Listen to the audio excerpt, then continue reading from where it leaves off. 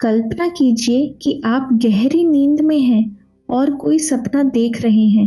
अचानक कोई आपको बहुत प्यार से जगाता है और कहता है, उठो, तुम्हारी किस्मत चमक गई है, तुम राजा बन गए हो। जब आप जागते हैं तो पाते हैं कि यह सपना नहीं, हकीकत है। आप सचमुच एक वारिस बन चुके हैं। हमारा यह संगमयुगी जीवन भी बिल्कुल ऐसा ही है।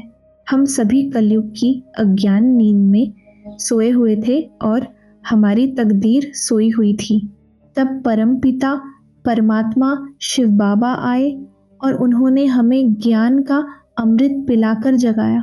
13 अगस्त 2026 की इस बेहद पावन, कल्याणकार और आंखें खोल देने वाली मुरली में शिव बाबा हमें समझाते हैं कि कैसे वे हमारी सोई हुई तकदीर जगाने आए हैं।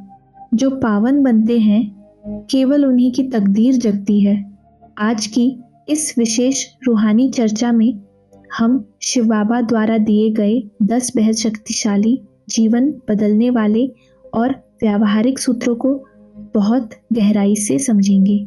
आइए बिना किसी भटकाव के इन 10 अनमोल रत्नों को एक एक करके ध्यान से सुनते हैं। पहला बिंदु, सोई हुई तकदीर का जगना और पावन गृहस्थ आश्रम। कलयुग में हर इंसान की तकदीर सोई हुई है। दुख, बीमारियां, अशांति और चिंताएं, ये सब सोई हुई तकदीर की निशानियां हैं। शिव बाबा कहते हैं कि सोई हुई तकदीर को जगाने वाला और तकदीर बनाने वाला केवल एक ही बाप है। जैसे जब कोई बच्चा जन्म लेता है तो उससे यह पता चल जाता है कि मैं फलाने राजा का वारिस हूँ, वैसे ही जब हम ब्राह्मण जन्म लेते हैं तो हमारी तकदीर जग जाती है और हमें पता चल जाता है कि हम शिव बाबा के वारिस हैं। सतयुग में हमारी तकदीर पूरी तरह जगी हुई रहती है। बाबा कहते हैं कि जब तुम पावन बनते हो तभी तुम्हारी तकदीर जगती है। सतयुग को पवित्र गृहस्थ आश्रम कहा जाता है, जबकि कलयुग को अपवित्र पतित धर्म कहा जाता है। आश्रम शब्द ही पवित्रता का प्रतीक है। यहाँ व्यावहारिक सबक यह है, खुद को एक अभागा या साधारण इंसान समझना बंद करें। हमेशा इस नशे में रहें कि स्वयं भगवान मेरी तकदीर जगाने आए हैं। इस बिंदु को थोड़ा और गहराई से देखें तो पवित्रता के बिना तकदीर की रेखा खींची ही नहीं जा सकती। इसलिए पहले बिंदु का एक अतिरिक्त सबक यह है, अपने गृहस्थ जीवन को कलयुगी विकारों से मुक्त कर उसे एक पवित्र आश्रम में बदलने का रोजाना अभ्यास करें। दूसरा बिंदु, पारस बुद्धि और पत्थर बुद्धि का अंतर। हम अक्सर कहते हैं कि देवी देवता सर्वगुण संपन्न थे। वे ब्रह्मा, विष्णु और शंकर जैसे देवता हैं, जबकि शिव उनके रचयिता परमात्मा हैं। शिव बाबा समझाते हैं कि सतयुग के देवता पारस बुद्धि होते हैं, यानी उनकी बुद्धि इतनी शुद्ध होती है कि वे जो भी सोचते या करते हैं वह सोना बन जाता है।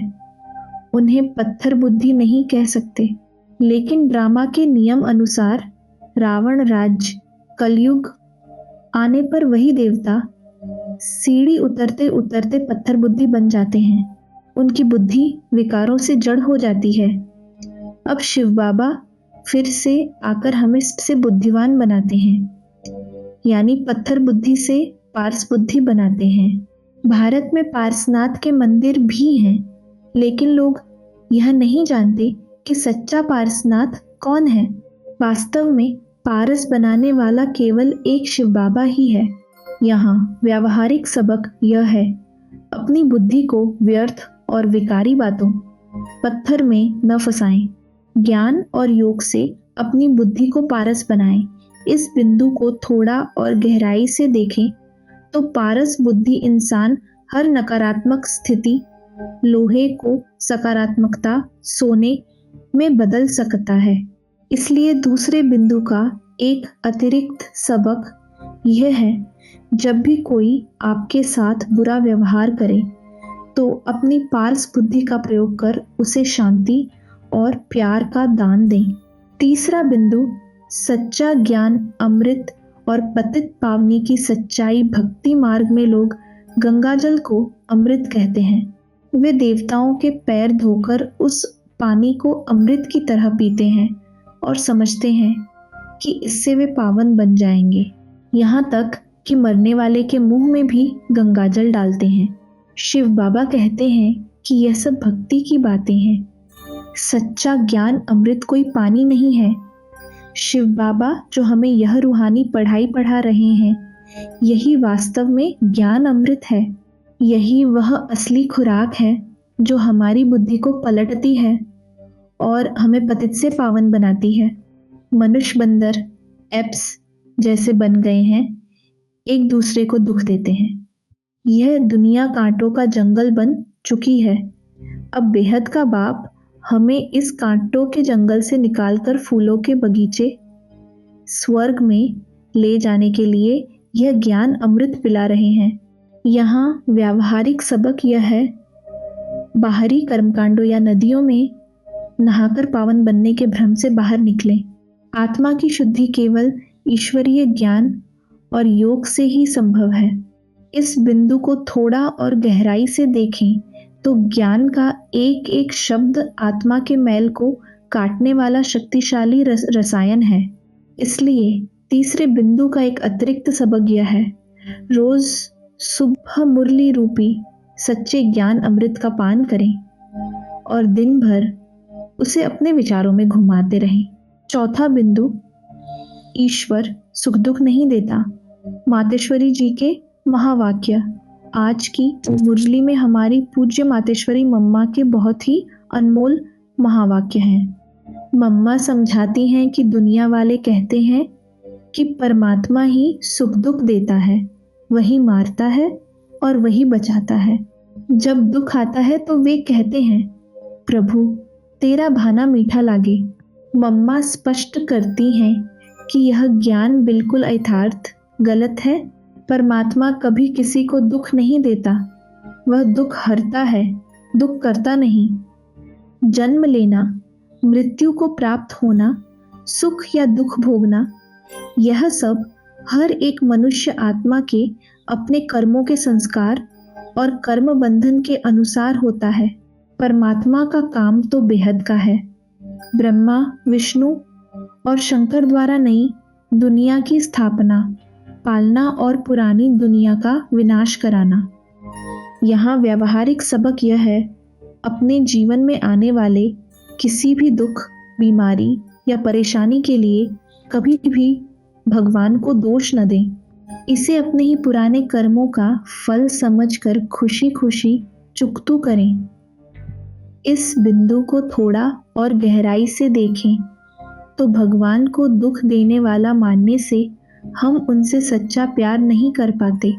इसलिए चौथे बिंदु का एक अतिरिक्त सबक यह है, शिव बाबा को हमेशा अपना सबसे प्यारा, सुख देने वाला साजन और पिता मानकर याद करें।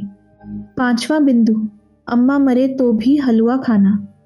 मोहजीत बनने की अवस्था दुनिया में जब किसी की माँ, बाप या बच्चा शरीर छोड़ता है तो लोग बहुत रोते हैं, पागल हो जाते हैं। वे भगवान को गालियां देते हैं कि ईश्वर ने हमारा बच्चा ले लिया।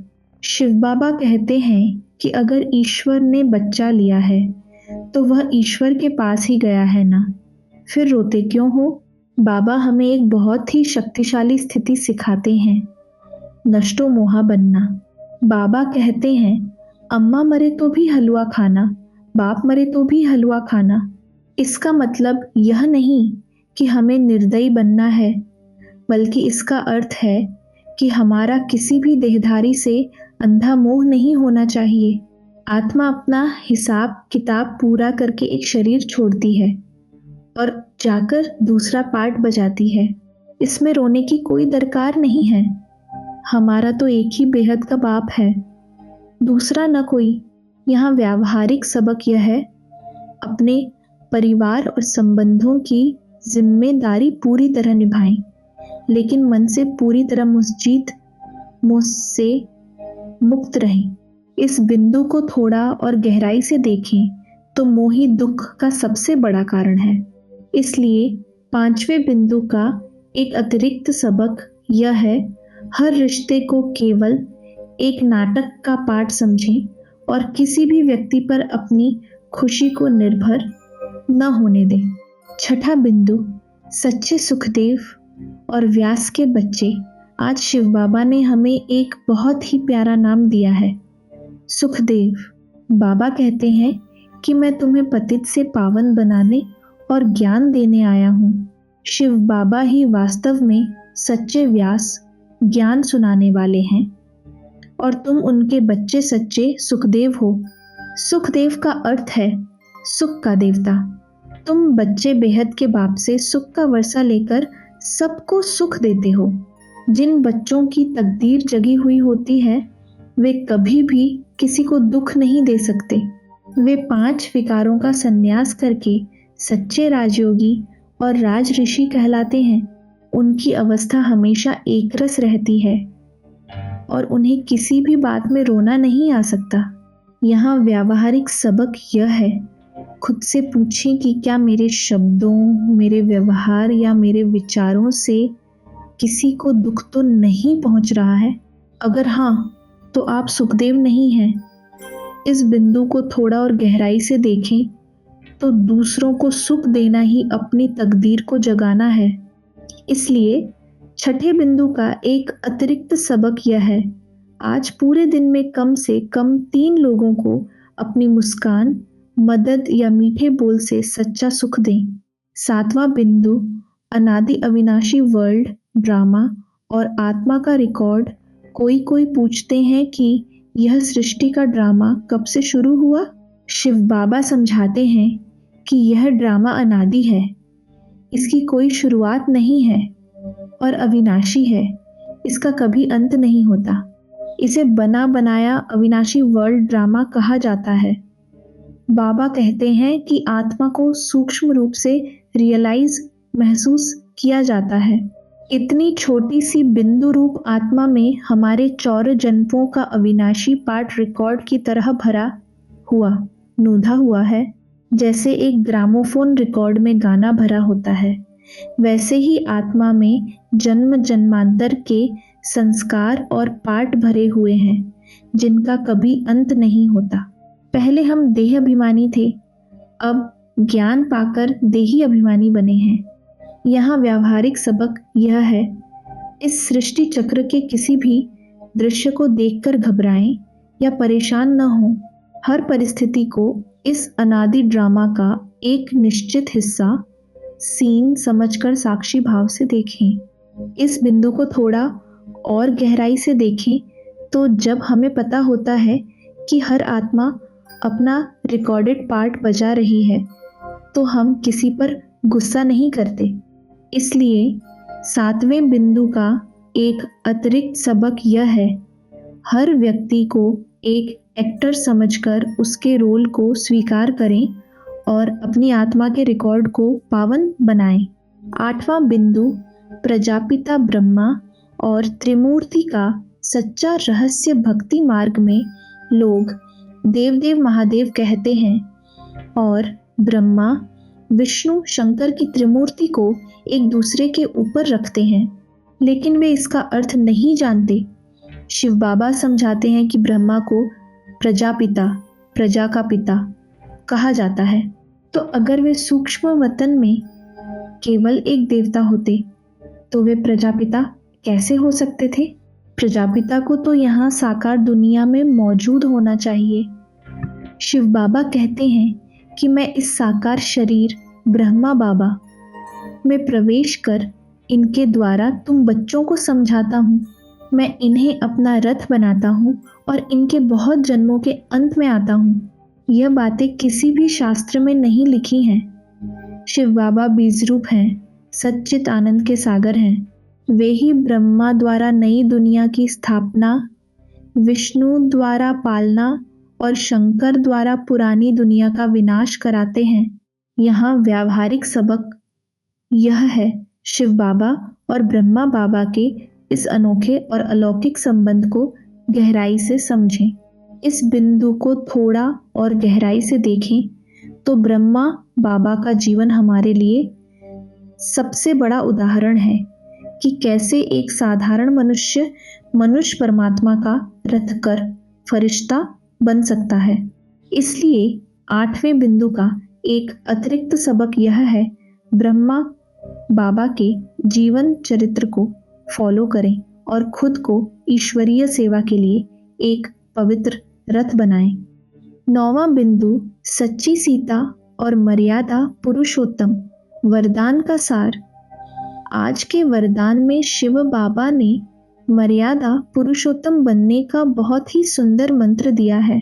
बाबा कहते हैं कि जो बच्चे अपने आप को एक ही बाप राम की सच्ची सीता समझकर सदा मर्यादाओं की लकीर के अंदर रहते हैं, वे स्वतः ही चीयरफुल खुश रहते हैं।